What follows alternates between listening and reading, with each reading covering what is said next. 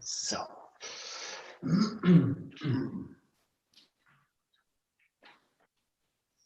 Hi.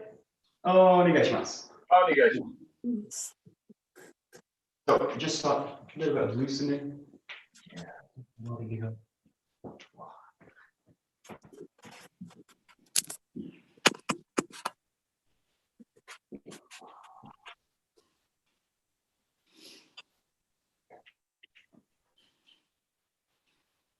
Play with the arms a little bit, just let them kind of swing through.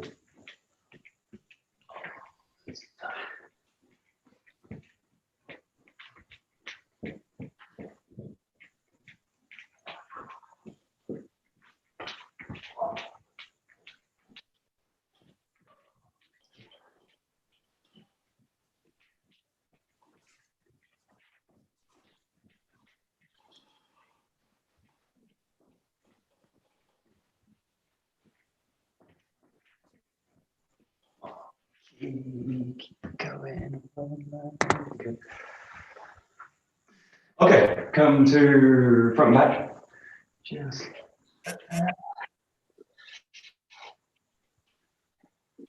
really working the feet, the toes, heels.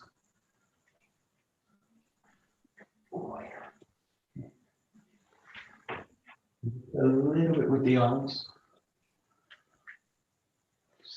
Moving through.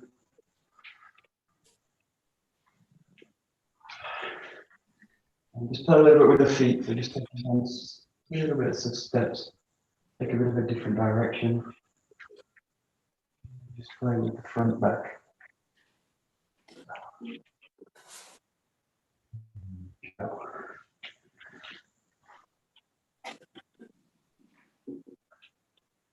I'll just play a little bit with the feet, so kind of really coming into one side, dropping through. Still kind of with the idea of moving from the chest. Just play fully with kind of forward, going back, quite light, out of balance a little bit.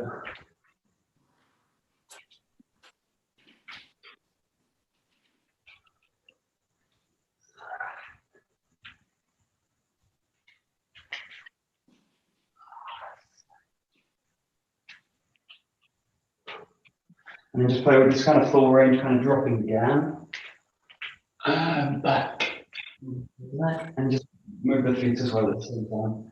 Bring your hands down if you like, off to the back, hands down, up to the back.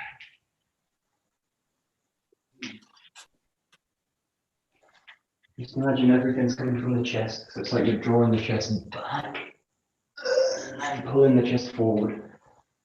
A little bit coming out of balance as well. That's it. As if you kind of getting thrown back. I think like a bit like Ruminage. Ikkyo. That takes you by surprise. But I can't think of coming from. So,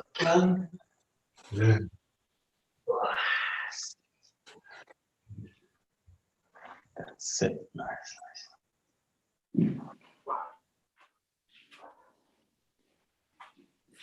And then just working on the front, just do the same thing, come to here. And what I want to do is with the hands very lightly, come through, place more weight into the hands and the arms. And then just come back. Wait, don't do that with the other one. Come back and then go over. Just place the hands down. Come back.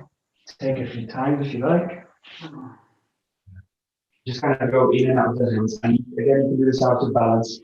So, don't worry about going out of balance a little bit. Just as long as you don't get too much pressure on the arms, just nice and slow.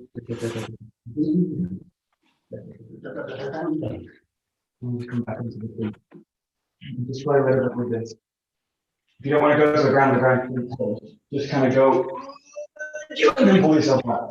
And pull yourself back. Just almost go to the ground. Just reach to the ground and do it. Yes.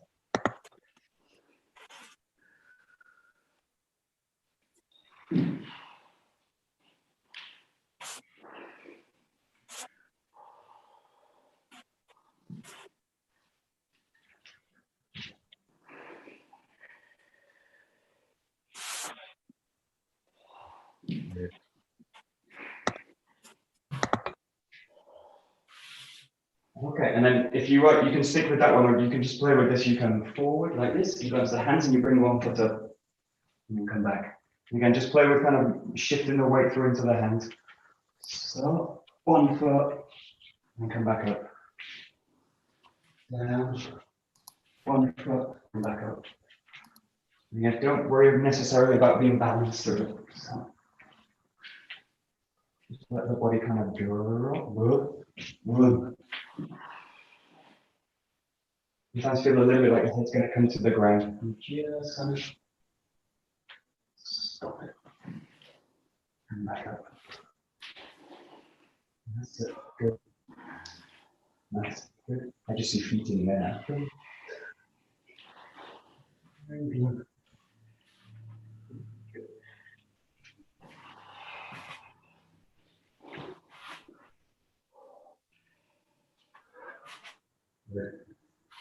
Okay, so logical. Next one is to go with both feet. So you can stick to the first one, both feet. You can go to the next one, stick with the next one, one foot. If you like, you can go to both feet. So this is actually pretty easy. Most people are kind of terrified of going into these kind of handstand positions, but you just bring the hands down, feet up, come back, and then here. So it's actually nothing to do with the distance of up. So you can do this like by a millimeter. It's just the process of taking all the weight onto the hands and then coming back to the body. So you can do this actually very, very easily. If you feel a bit more brave, you can just start to bring the body up a little bit more. So you just take more of the weight over. They keep the weight onto the hands and releasing the legs. Just a little bit. Quite fun. You've probably not done this in a while, maybe. I think YouTube at the moment is full of 30-day handstand challenges. How to do a handstand. All of them start like this. Go down, shift the weight onto the hand. And we're really not used to doing this in Aikido. Very, very useful thing to do. Yeah, good. Nice, Petrus, great.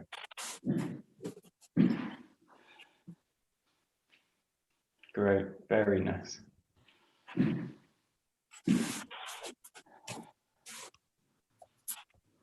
Very nice. If you think about it, you're basically shifting the relationship to the ground from the feet into the hands, which is not so comfortable for us. But if you think about the same kind of relationship of a kind of stack, which runs through the spine into the feet, basically the same kind of order, you go to the hands and you create a stack through the body, through the spine. So just think if you go a little bit further, or you're taking it a little bit further, here. Just start to think about the stack of the spine, basically falling into the hands and the base, and just play with that. And the more I can basically find that line, the more comfortable it will be. Stack. And that's when you find the kind of handstand position. But don't go into a handstand, don't worry about it, but just feel this point where you can stack more of the spine through the base, and then bring it back to the feet. And just play with that as a kind of as an idea. So it's like just come down. That. And I want to feel that there's a really relationship between the contact with the ground and the spine. And you just kind of play with it. You're basically going to stack onto the hands. Good.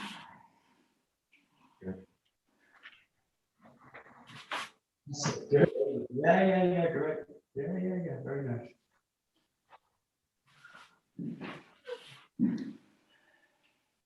Okay, and then we'll do this exercise. It's sometimes called like an inchworm. So you go down from the pelvis into the hands, and then you just walk the hands forward.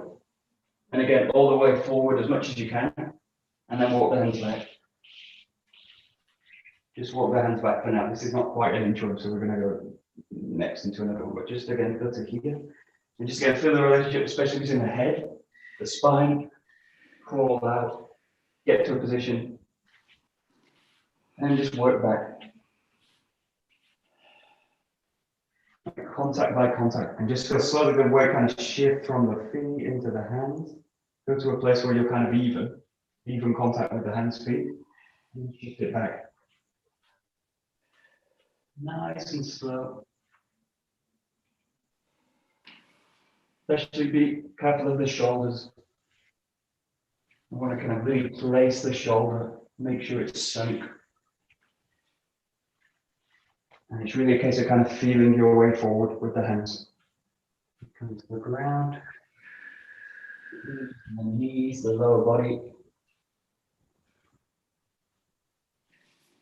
And going through.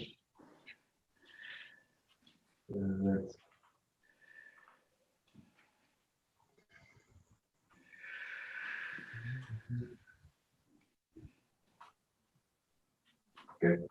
Okay, so we'll do the kind of inchworm now as you go the hands. Dum, dum, dum, dum, dum. And then you just bring the feet up. Dum, dum, dum, dum, dum. And see as much as you can bring the hands and the feet together. Just the bottom of the palm will kind of touch the toes. And if I need to, just bend the knees. And then just work your way back. 1, 2, 3, 4, 5, 6. Dum, dum, dum, dum. This is like an inchworm because it's hand by hand. Just take it really slow, especially now. Feel the kind of hamstrings, Achilles tendon, all these kind of areas might be a bit tight, and then especially the shoulder as well. And just feel free to let go as possible through the movement. Step by step. Back into the hands.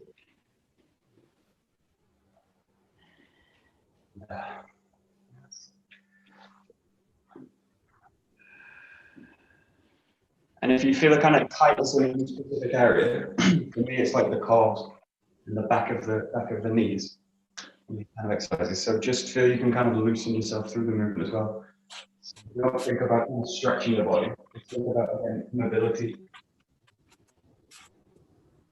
And feel the key thing is if you can find a kind of sense of freedom in the spine, where the spine always feels like it's free, not trapped by the contact with the hands, the feet. So that you can always kind of pass away through the body, whatever the contact point.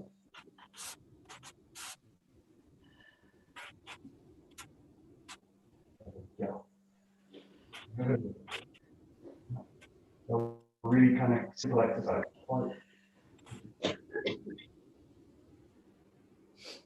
Okay, we'll do this one. So this is more like a monkey. So you're going to go side to side with this one. So you come down, so like this. You're going to again use the hands, but in this case you're not using the hands fully as a kind of receiver. So you come out, shift over, shift over. So you're just going to kind of do one to the side. So you go out. Now play with either going with the foot first or the hand first. So you can go kind of reach with the hand, shift the shift over, or you can reach with the leg, shift the body through. So just play a little bit with these. So you go through with the hand, the movement, shift the body over. Also, you can also really always be able to just shift one foot. So just play a little bit with that. And depending on how cold it is, you can be really kind of active with it. You can be a bit more still.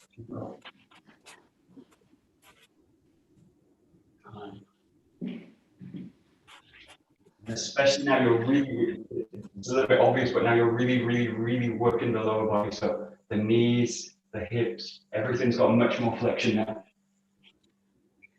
The inchworm kind of works really on extended limbs. It's kind of big movement. Works on really kind of bending limbs, flexing limbs. Just go now, much more work is in the hips. Not so easy.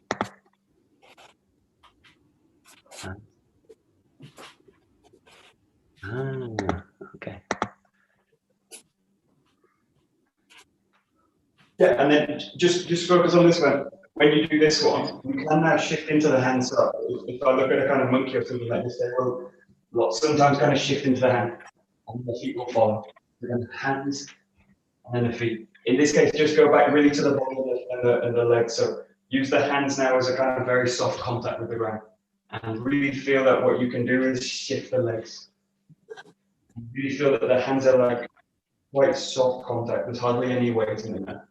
So just play a little bit with this. You're going to go over, keep the weight in the legs, and then just come back to standing. So really feel constantly that the weight is being shifted into the feet and this space. And the hands, I'm just going to use them as kind of very soft contact, as much as I need them to without kind of falling over. So just kind of feel like you can come down, anywhere you like, shift around a little bit, take a few steps, and then just come back to stand. Get really simple exercise, but pretty demanding actually with the body. So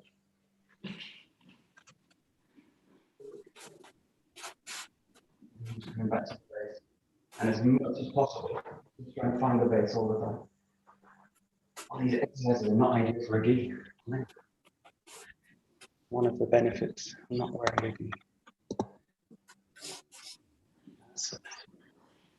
And take a few steps when you're standing, just kind of move around a little bit. Nice.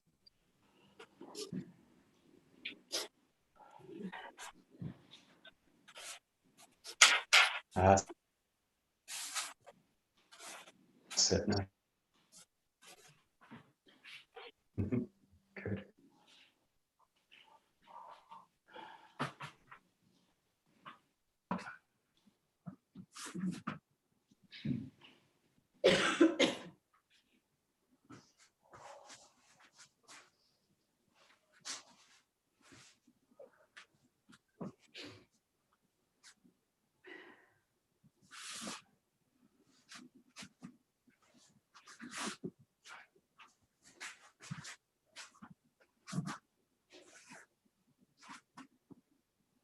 Good. Okay, so just do one exercise just for the legs and the lower body. This is a standing exercise.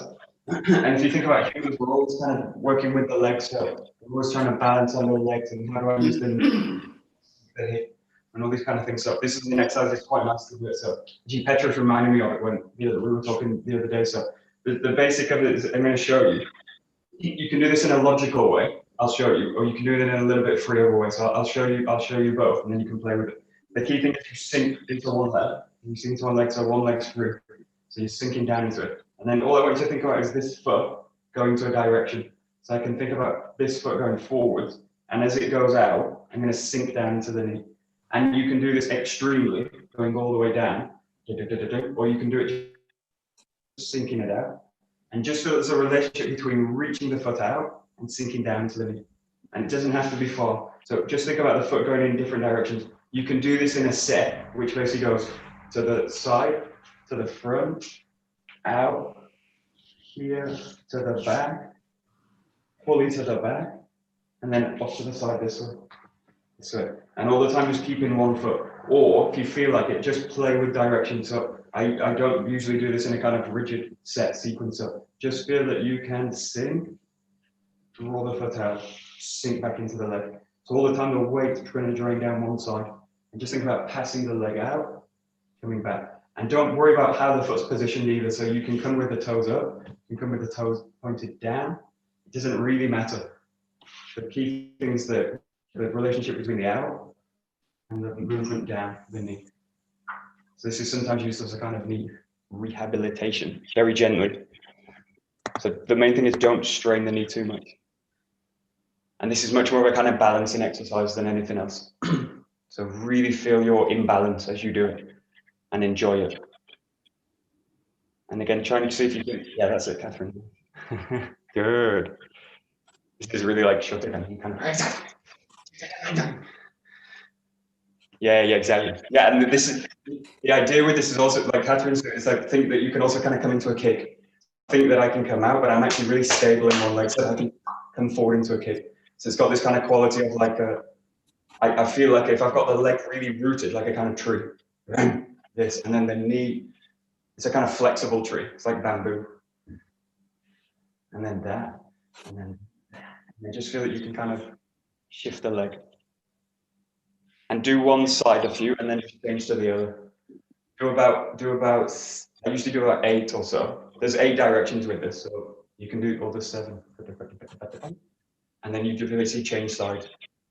So just do a few on one side, change the leg. If you've got one knee which goes no, you've got a kind of injury with it. Don't do it on that knee. So don't take the weight on that knee. Just play with this. If you've got a soft, hard Spanish floor, this is really great because I can just slide the leg along it. And then back. It's probably not so good on carpet. That's it. Again, just feel the kind of this kind of pillar of the body kind of sink through the leg. Sink through the leg. And just go, if you're looking at kind of balance, try and find the direction now which is the most difficult for your sense of balance, and just work that direction. For me, it's the kind of back one, back diagonal. Feel the body kind of doesn't really want to go that way. Nice. Yeah, and also feel you can use the arms as well. So really the arms are used as kind of balances. So if you think about walking on a tightrope, you can basically use the arms as a kind of balancing tool. Also kind of helpful. Just see how that affects it. That's it. Nice, nice, nice. Good. And then just do a few more. This is now emphasizing the balance in the leg. So go to a position, and again think about this kind of kicking motion. Shift the weight up, and at the same time raise the leg up. Shift down into the leg. Shift up, raise the leg up. So find a direction from back to the side diagonal. Feel that the weight's most in that knee, and then drag the body up, and just raise the knee up. So just focusing on the raise of the knee. And the raise of the knee is really to get in the sense of the hip coming up into it. So you can do it with the leg like this, but what it tends to do is stiffen the leg. So just go to a sense of now. There. And just again, just feel the balance in the leg. In this case, do a few patterns on one side and then just shift to the other leg. Shift the weight down. During the weight. And then come back up with it. And you can make this as easy or as hard as you like. Obviously, the lower you drop the body, the harder it is. The more you bring the knee up, the harder it is. Nice. Yeah, and just feel those moments where the body kind of goes, what? Just kind of enjoy them. They're quite nice moments as well. Just Good. Nice, nice, nice. And the main thing is not to twist against the knee. So just be really careful not to. Just really think of the knee as the hinge joint. Just think of it hinging. That's it. Nice, nice, nice. Great. Very nice. Yeah, and some of you are doing this naturally anyway. So just go to this now where you're basically kind of go into a squat. So you kind of come through, raise up, and then just come into it. So now that this movement is less, so it's less that I'm kind of draining into one leg, but the motion's actually the same. I sink into the leg, release it, find it, sink through it, and then come up to the other side. So just think about shifting the weight now through the leg. So you got and just really, this is just making a kind of compression pattern in the feet very, very clear for the body. But it's just this relationship between sinking into the ground, shifting the foot, shifting the weight over, and then just practice kind of bringing the leg up. It's as if you're going to come into a kick. And just practice these kind of shifting compressions. You'll probably find this easier if I go side to side. The body in the way is like, it's going to shift over. Yeah. Just also experiment with a little bit to the front as well, so kind of shifting the weight forward, and coming up with it.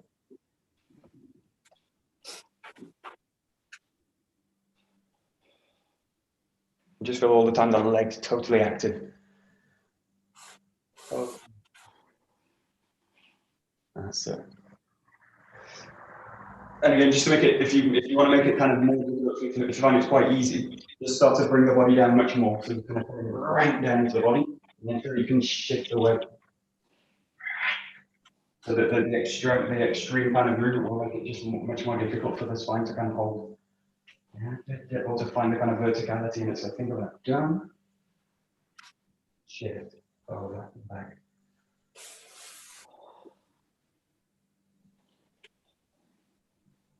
And you'll probably find in the balancing, there's lots of activity. So the other way you can make it harder is really try and make it as calm as you can. or as slow as you can. So going slow makes it much more harder. So you can go slow, or you can increase the range of movement. You think about kind of Tai Chi exercises, they all start super slow, incredibly slow. And karate too, so. We have a tendency in Aikido to go too fast, too soon. Nice and a bit slow. That's it, nice. Yeah, and really use the arms as well, so just play a little bit with them. That's it, nice, nice, nice. Great. Very nice.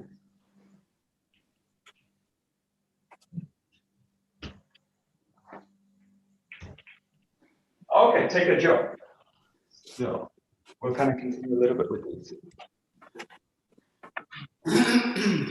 So those kind of exercises for the lower body. So these are good, great for the hips, great for the knees, feet, all these kind of areas. And also with balance, they're very kind of. So with this exercise we've done maybe just work on kind of movements. And you kind of come, and then just so that you can draw the body down, and then come back up.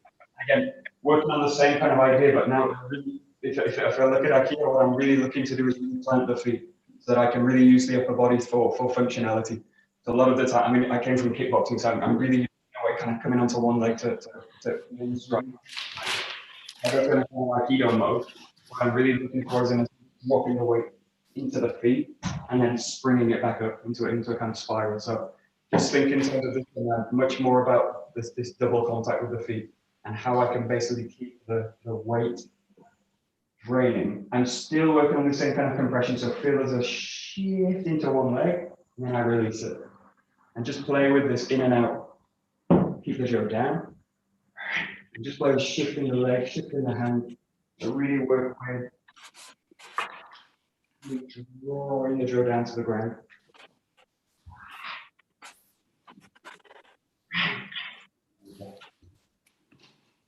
So you're kind of just playing a little bit with the jaw.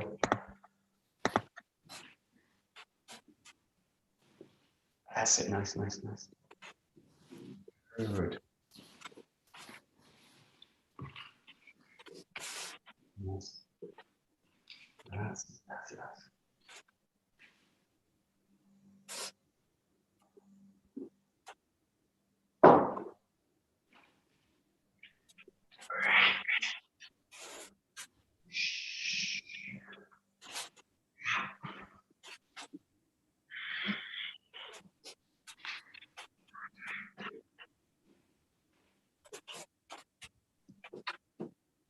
Okay, just watch your head in this case. It's a little bit something I'm working on at the moment is also movements which require a bigger kind of awareness.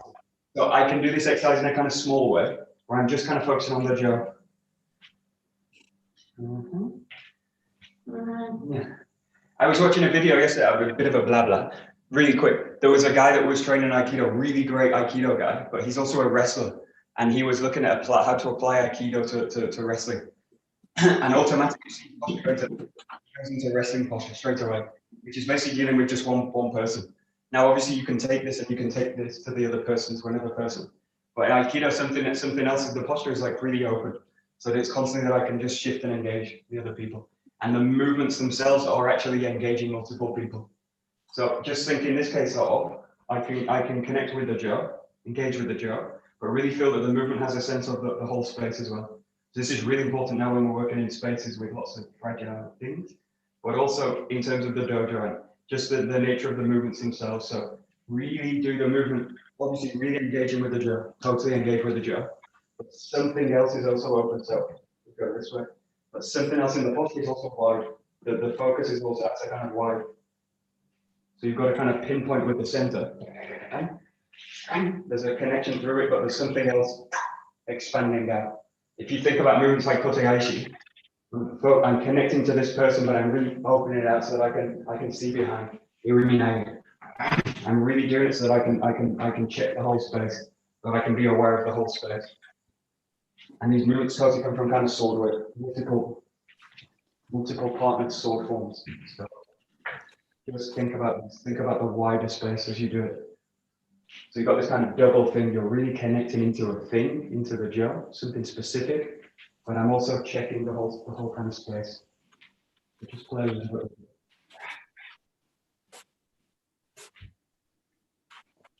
Nice. That's it. Nice. That's it. Nice. Now automatically the head starts to go into a more comfortable position probably. So the neck starts to be a bit free into the spine. Nice. And again, just play with it. If you want to make it a bit more extreme, take the jaw all the way into the ground. So if you want to really kind of test the positions, really take the jaw straight into the ground. So I'm touching the ground with the jaw. And you can make it with it. You can make it a little bit more extreme for the hips. Just bring everything. And then back up.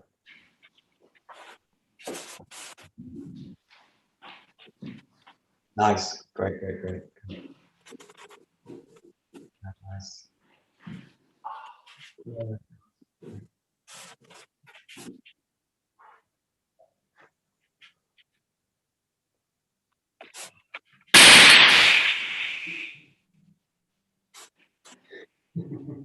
And don't worry about losing the jaw. Totally good. Right.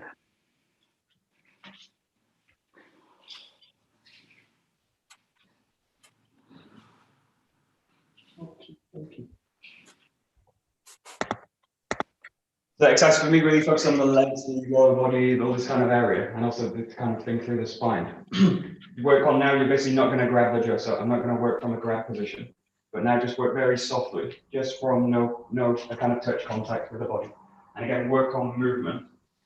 And just think about passing the jaw through the body. So work with, basically in this case, this is for the hand, the wrist, it's really for this whole area. So think about, you can make contact in all areas of the body. The fingers, the palms, the wrists, the forearms. Think that you can just kind of spiral through it this way. But it's been all in movement, so I can't really predict what's going to happen so much. You probably find you're going to lose the jaw a little bit, so don't worry about losing the jaw. It's more important that I explore contact than think about losing the jaw. You can just play with the connection between the center and the jaw. So it's still really a foot exercise and a hip exercise, but it's a bit more flexible now in the hands.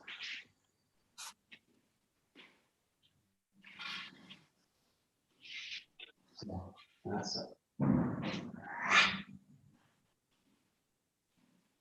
Also play with just one hand. Rolling through makes it a bit more tricky. Not one on the other one to catch the jaw. And play with one hand. Switch the hands. Really move around the jaw as well. Really. Oh, yeah, really.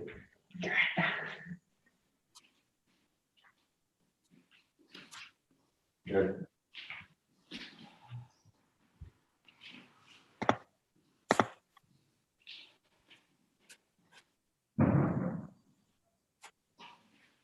Good.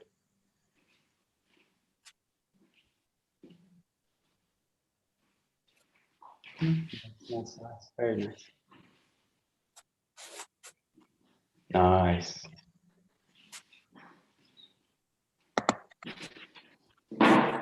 Spotlight John because he does it better than me. So. There we go. Very nice.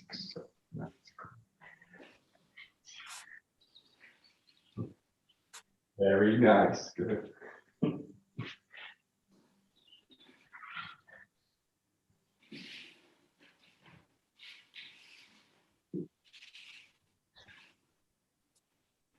Very good. Good.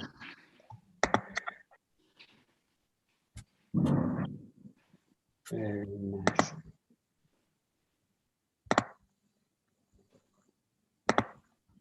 Okay, good. And then, right, see if you can basically mix these two methods up. So you've got one hand now grabbing, and the other hand can kind of slide along and make contact with it. So just kind of play with, I've got to basically switch the kind of method. So I'm kind of, you've got these kind of grabbing, switching to grab, and then you've got this method which is kind of using flexibility this way. So just kind of mix them in. So It's now about kind of this flexibly moving through it. Now really feel the jaws constantly in motion, but feel that at some points I can take the jaw with the hand. So just explore now different grips. And the key to this one, although the work in this one, the video here, is a little bit like very flexible. So think about now, what tends to happen with the grip is that it becomes quite rigid. I tend to go into kind of familiar structures. With this kind of movement, think about these works like moves like shihonage, kotegaeshi, all these kind of movements where I've got a hand and I've got a kind of a folding hand or a leading hand. So just play a little bit with this. So there's a kind of softness which runs through the grip and the whole limb. And again, also play with bringing the jaw out of the ground now. So you don't always have to have the jaw in the ground like this. You can also now feel that you can draw it out of the jaw a little bit. Contact, connection. And again, this idea of the grip, the flexible arm. That's it. Just really play with it, explore it. Work up a bit of a sweat. Ah, it's very nice.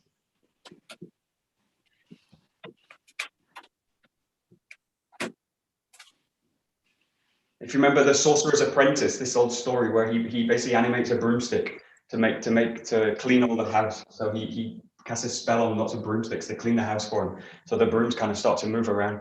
So I imagine that the Joe's kind of got its own kind of mind. It's going to start to move around, and I'm going to start to try and meet it a little bit.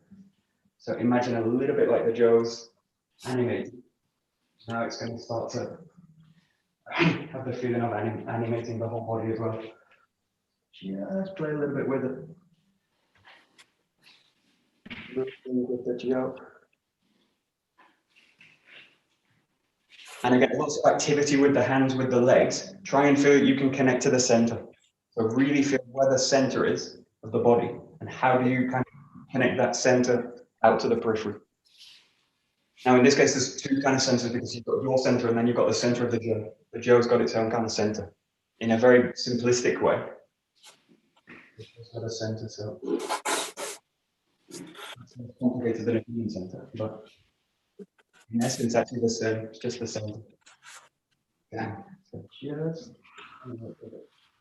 very good. Nice.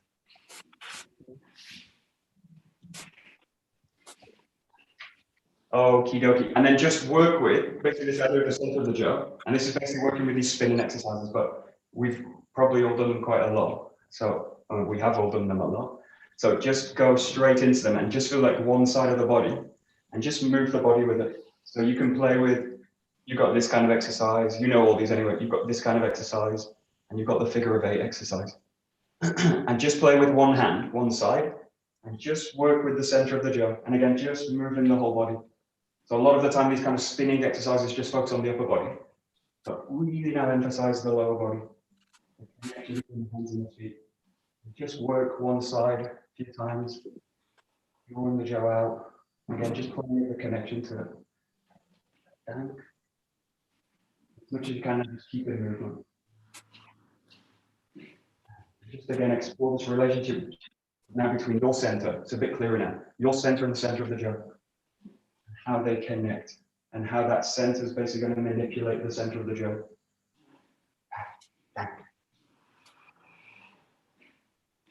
So make it as complex as you like. Also think you can go to this back position as well. You're going to shift the hands. Shift the way of moving the Joe as well. So go different ways. Stop the Joe mid movement and go the other way. This is also easier to do it. Okay. Done. That's it. Just for now, working in the center. There we go. Very nice.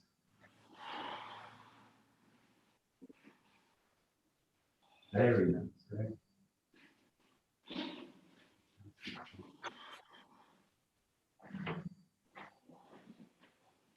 Right. And then just go to both hands, so kind of shifting between the two hands. Just working only one hand at a time. So you can net one hand at a time. Again, shift into the back. So remember, you've got to shift over to the head as well, over the top of the head.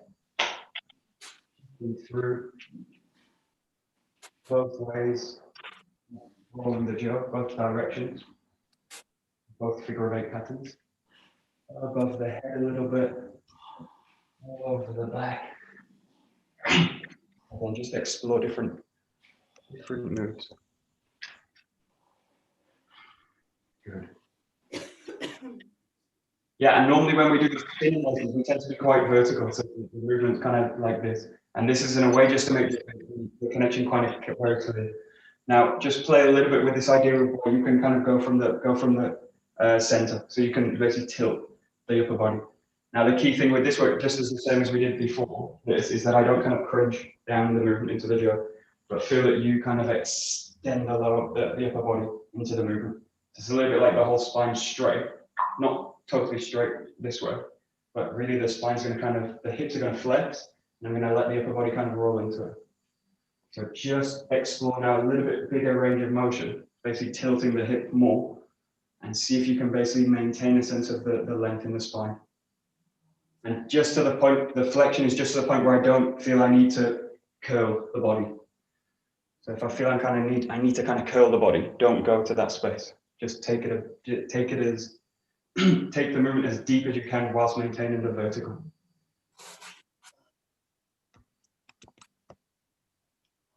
Length.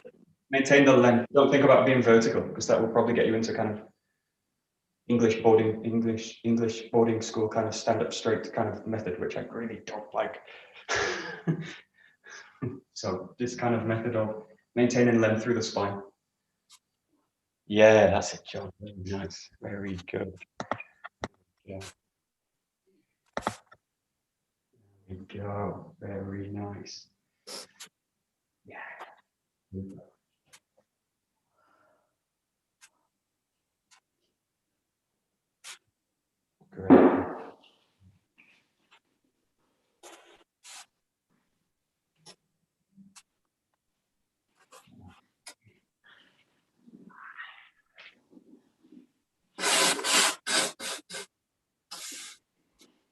Super duper.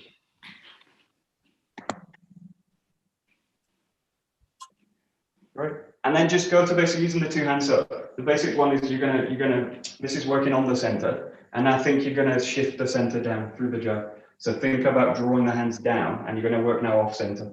So you can work in, if you basically split the jaw, you've got the center, you've got the end, you can work in this whole area. So you'll probably find it easier to start to work in the kind of the first quarter, this kind of area. So to kind of emphasize it. So just now work with like drawing through, and you can always come back to the center, but just think about now coming through. I'll show from that way. Think about coming through, drawing the hands down, and all these movements we make, a lot of them in the kind of Hasoge, or this Katate series, all these kind of movements, kind of like again really kind of use the body as well. So it's much more about the kind of taijutsu movements than it is the Jo movement, but try and use the Jo work to kind of inform it. I just think about Ikkyo really with this because it's so, feels so comfortable. Think about Ikkyo, Nikkyo, and gifting the hand. And the hand through it. There we go, great. Just working off center.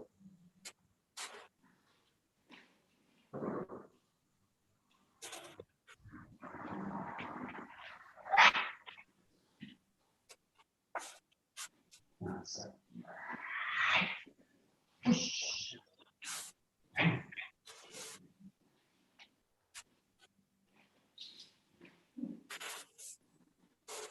There it is.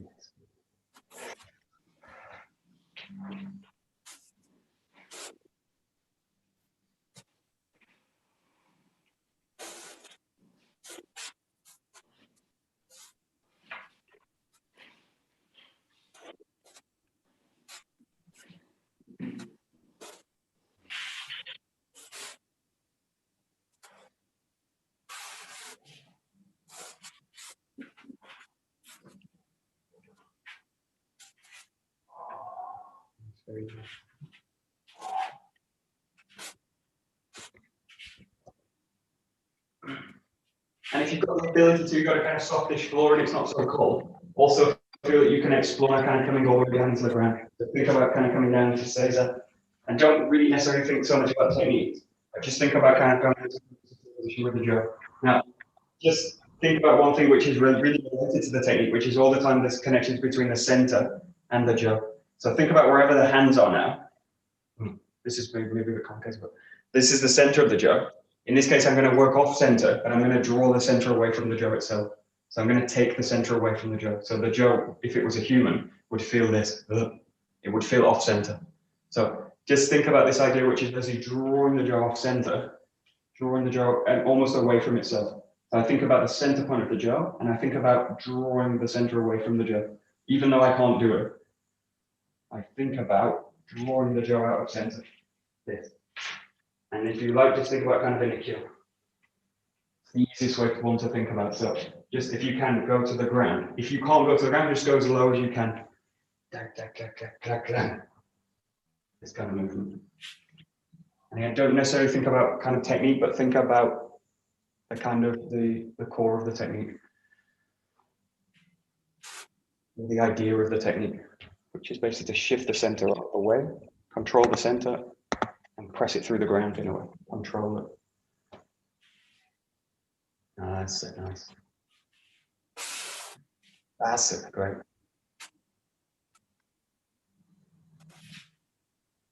Nice.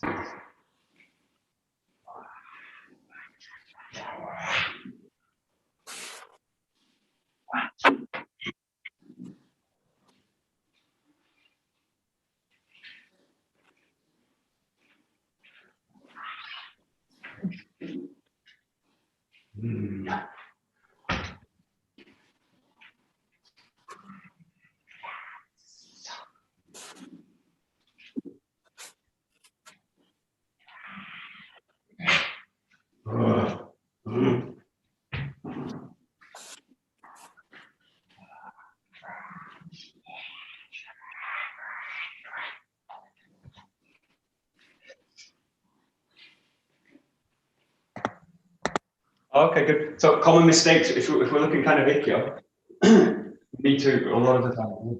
We get to this, and then my center's actually been lost into the jaw. So I've basically lost, I've sacrificed my center into the movement too much.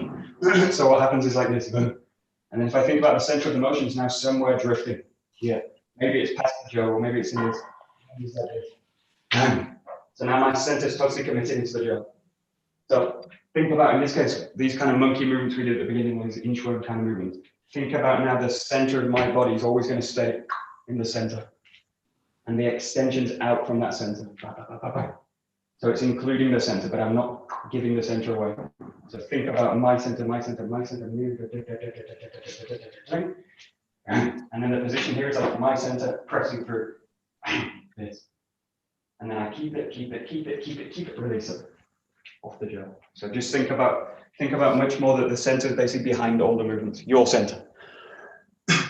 Your center is basically in control as much as possible. Which basically means I need to be balanced. I need to be using the body in a kind of very stacked way.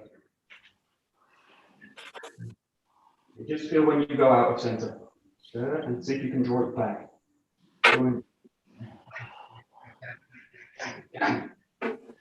So totally one with a kind of center connected body. So totally great. Yeah, nice.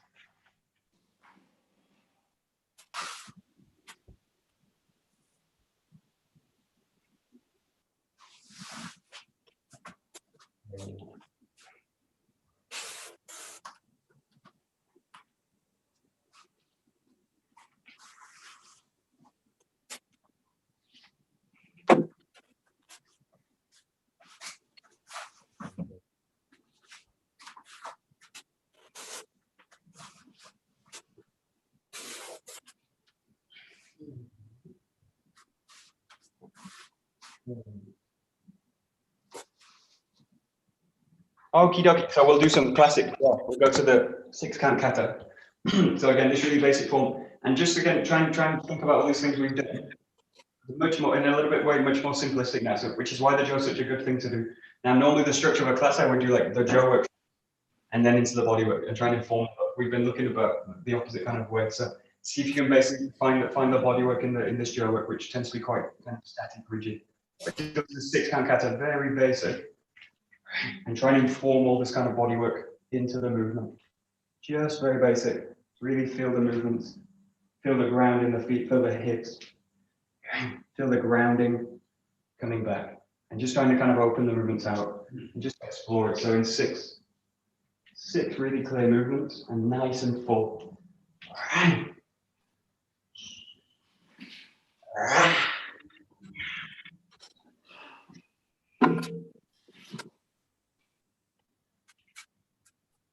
Also feel free to really exaggerate the lower body in the movement, so maybe make them a little bit deeper.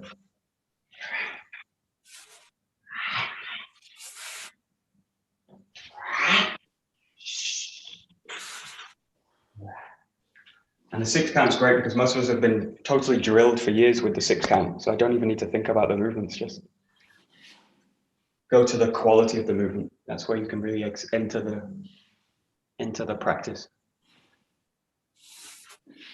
Yeah, great. Very nice.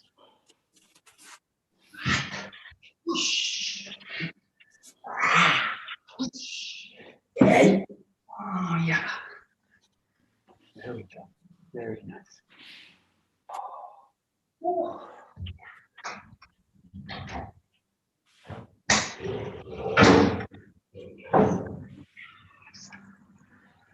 Very nice.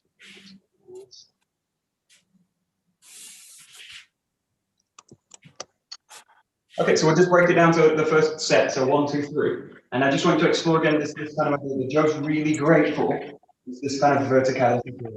And then really playing with the shift of the hands down the jaw. So this one's a really nice move because you can really go to this kind of vertical, fully aligned position like this, and then really feel that you really, and the hands are doing this really interesting handwork. So you're going from like a full position like this, very wide, and then you're going to end in a narrow position. But to get there, I use like a full range of motion. So I use the, so the hands are very busy and active in this movement. And the hips are doing a very simple movement, which is just through.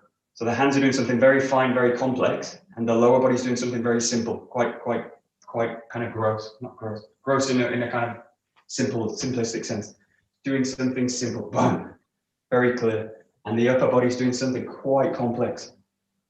And that's really what we're doing all the time in Aikido, especially if you think about like Nikkyos, Sankyos. The lower body's doing something quite simple, and the upper body, the hands are doing something very fine, very complex. So this is where the Dojo can also inform this kind of area of practice.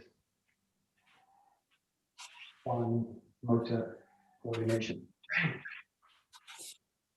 And just go to that first, the 1, 2, 3. Just to kind of focus on that.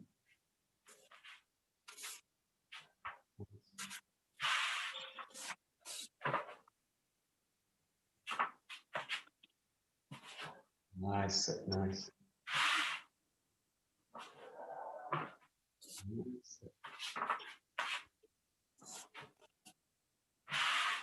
Very good, great.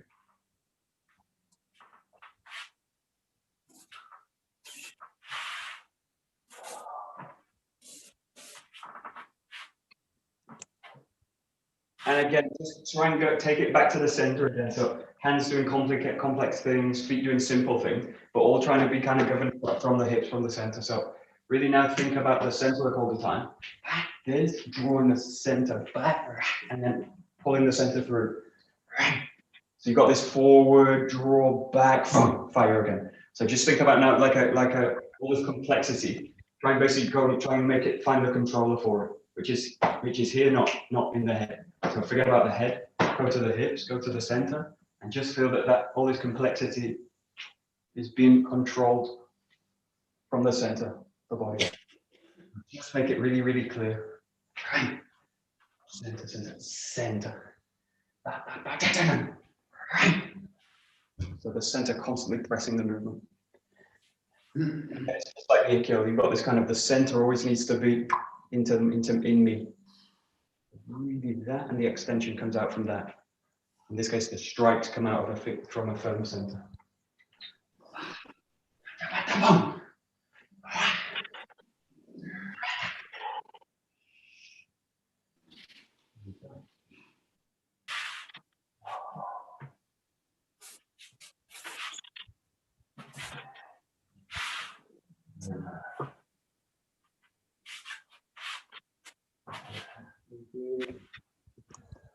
Okay, and then just focus on the last set. So you're going to go from this position, and again, you've got a really complex movement with the hand. So in terms of hand work, you're going from this narrow position all the way to the top, all the way through like this, and then switching the hand all the way through. So the hands are basically going,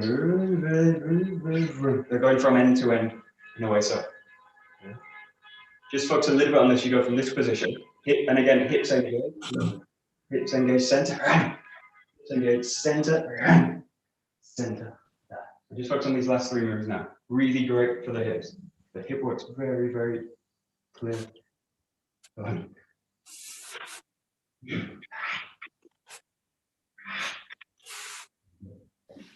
There we go, great. So this connection between the hips, the hands, and the hips to the feet. This is really connection works. That's it, nice.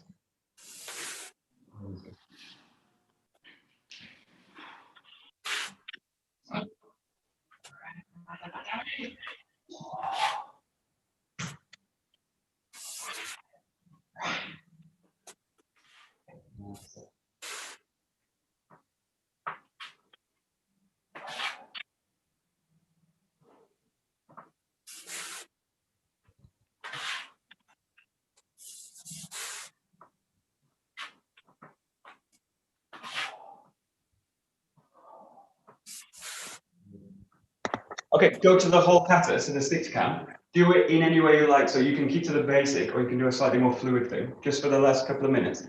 And just focus on one thing. You remember, if you remember this exercise we did it this morning, or right at the beginning of the class this morning, right at the beginning, still this morning. Right at the beginning, just kind of focusing on the compressions in the feet, shifting the weight, and trying to find it this way. Just focus on this, see if you can kind of access this exercise, if you can remember it, and really practice the same kind of thing here. So there's a shift of the weight. Shift of the weight, shift of the weight, shift the weight, and just be really, really conscious of which leg I'm grounding into. So before, when this exercise is really obvious, because that leg's the one I'm grounding into, I move and then I shift and I ground through that leg and I release this leg. So just think about this kind of compressions in the feet and just make it very clear. And you can also make it you can kind of exaggerate it. And the front. Just see if you can figure it out. There's basically, if you go into the loop, there's really only one way you can do it. So actually should be quite obvious. The last few. And just think about sinking the weight through the leg.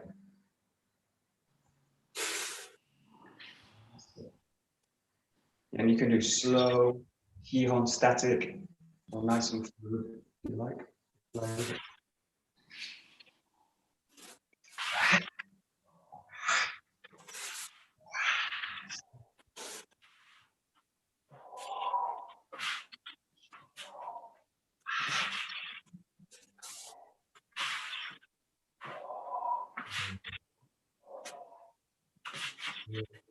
Just the last few times, and just do really, really full, nice full movements. Last minute.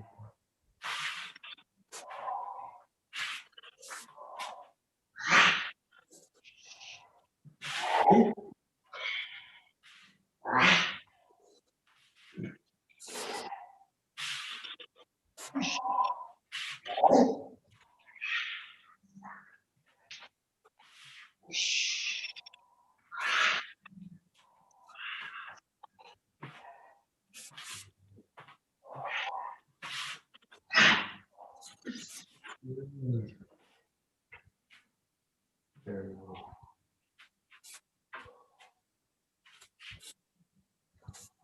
So we'll stop there. Very good. Nice. Hi. どうもありがとうございました。どうもありがとうございました。Thanks a lot, Michael. It was fun. Very welcome.